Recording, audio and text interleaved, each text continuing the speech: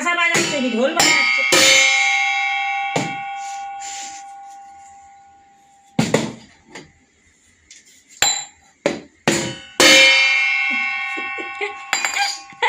ওই কি মজা লাগবে।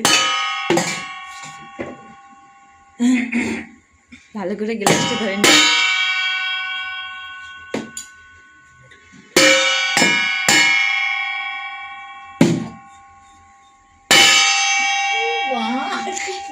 ধরে যাচ্ছে রে।